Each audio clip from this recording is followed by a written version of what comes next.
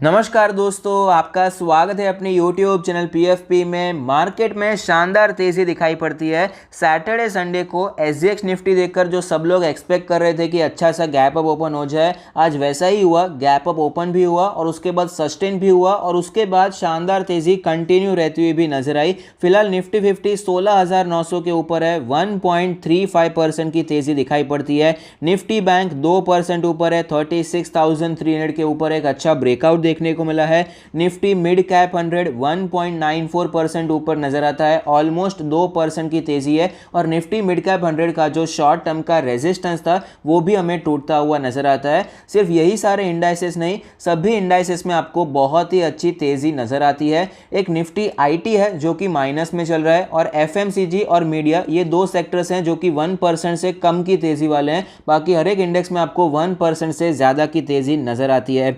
AD ratio भी आप देख सकते हैं एडवांस के फेवर में हमें क्लियरली नजर आता है, क्योंकि small cap, mid cap, large cap सबने अच्छा परफॉर्म किया है। कमोडिटी के बारे में बात करें तो क्रूड ऑयल 0.2% नीचे, नेचुरल गैस 2% नीचे, गोल्ड 0.5% नीचे और सिल्वर में भी ऑलमोस्ट 0.2% की गिरावट नजर आती है। करेंसी मार्केट के बारे में बात करें तो बहुत टाइम के बाद करेंसी में फिलहाल थोड़ा सा मूवमेंट हो रहा है और हमारे साइड पे मूवमेंट हो रहा है। रुपी हमें स्ट्रांग होता हुआ नजर आता है। आप देख पाएंगे क्लियरली रुपी में स्ट्रेंथ हमें बढ़ती हुई नजर आई है।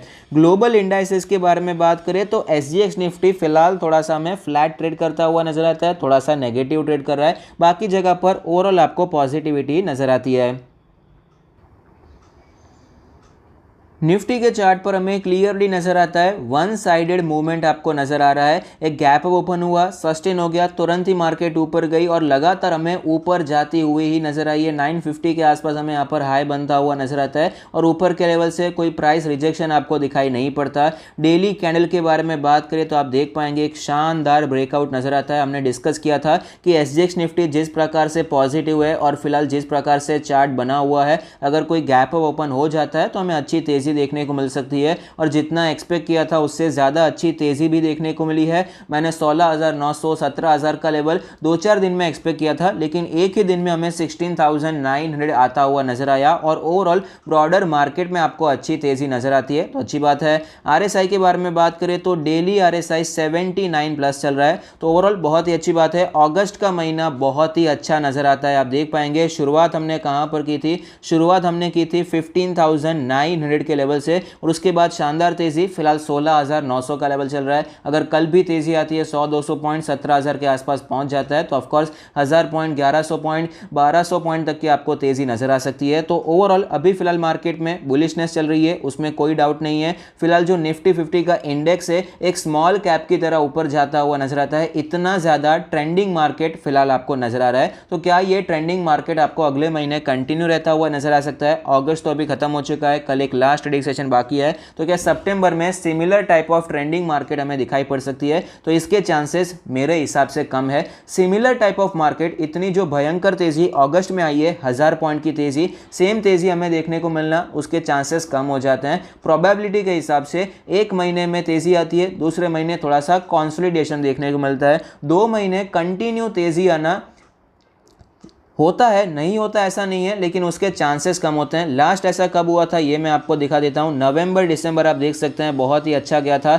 नवंबर की शुरुआत हुई थी 11,500 के लेवल से, उसके बाद जो तेजी देखने को मिली है दिसंबर पर 14,000 का लेवल हमें देखने को मिला था। तो 2 महीनों में हमें कंटिन्यूअस रैली देखने को मिली। लेकिन जनरली यहाँ पर निफ्टी 50 में होता है कि अगर एक महीना बहुत अच्छा जाता है तो उसके बाद कंसोलिडेशन एक्सपेक्टेड होता है। आप देख पाएंगे मई का महीना बहुत ही अच्छा गया था, 14,500 की शुरुआत की थी और 15,500 के ऊपर जाता हुआ नजर आया। सिमिलरली यहां पर फिलहाल भी आपको 1000 पॉइंट की तेजी देखने को मिली है, बस उसी कुछ प्रकार से आपको पहले भी 1000 पॉइंट की तेजी मई महीने में देखने को मिली। फिर आप देख पाएंगे कंसोलिडेशन देखने को मिला, 2 महीने तक मार्केट कंसोलिडेट करता हुआ नजर आया। तो सिमिलर टाइप का मार्केट मैं फिलहाल एक्सपेक्ट कर रहा हूं। यहां पर हमें जो तेजी है 17,100 200 ऐसी कुछ रेंज में यहां पर आपको जाती हुई नजर आ सकती है। उसके बाद आपको थोड़ा सा जिगजैग होता हुआ नजर आ सकता है, थोड़ा सा यहां पर कंसोलिडेशन कंसोलिडेशन एक्सपेक्ट करना चाहिए, ऐसा मेरा मानना है। ऑफकोर्स मैं गलत हो सकता हूं, प्रोबेबिलिटी के साथ में जाना पसंद करूंगा। 2 महीने पहले भी तेजी आई थी, लेकिन तब FIIs का सपोर्ट था।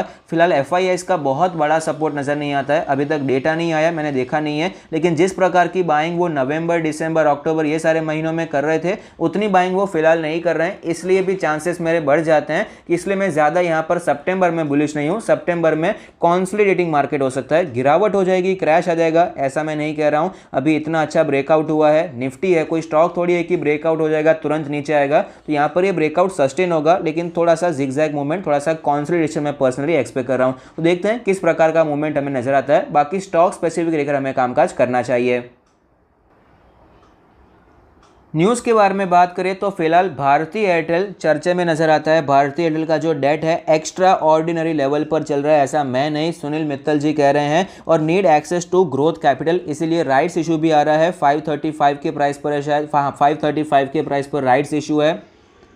21,000 करोड़ का बड़ा राइट्स इशू आता हुआ नजर आता है। तो ऑफकोर्स इससे फायदा क्या होगा, कंपनी के पास पैसे आएंगे, कुछ वो चीज़ें जो करना चाहती है वो कर पाएंगे। और इन्होंने ये भी कहा है कि अभी 5G पर फोकस नजर आता है, जो नेक्स्ट ईयर है उसका सेकेंड हाफ में 5G भी लॉन्च करने की पूरी तैयारी करेंगे। 5G पर यहाँ पर काम चल रहा है। और बाकी ये भी बताया कि एवरेज रेवेन्यू पर यूजर अभी जो 150 के आसपास चल रहा है वो अभी 200 की तरफ ट्रेंड करता हुआ नजर आएगा। अभी टाइम है कि ARPO भी बढ़ाना ही पड़ेगा, टैरिफ्स ड्राइव करने ही पड़ेंगे, जो भाव चल रहे हैं, जो टैरिफ चल रहे हैं उसमें हाइक आने वाला है। तो एज अ कस्टमर हमारे लिए अच्छी बात नहीं है, लेकिन एज अ इन्वेस्टर ये हमारे लिए अच्छी बात बनकर आती है। तो इससे फायदा कंपनी को ही होने वाला है। कंपनी का जो डेट है वो कम हो पाएगा, अगर प्रॉफिट जनरेट होगा तो ही वो कर्जा कम कर पाएंगे और ग्रोथ कर पाएंगे। तो ओवरऑल भारतीय एयरटेल में फिलहाल एक अच्छा मूवमेंट देखने को मिलता है। भारतीय एयरटेल आपको यहाँ पर मंथली ब्रेकआउट भी आपको दिखाई पड़ता है। मंथली लेवल पर जो इतने सालों से स्टॉक कॉन्सोलिडेट कर रहा है, यहाँ पर अच्छी तेजी आपको नजर आ सकती है।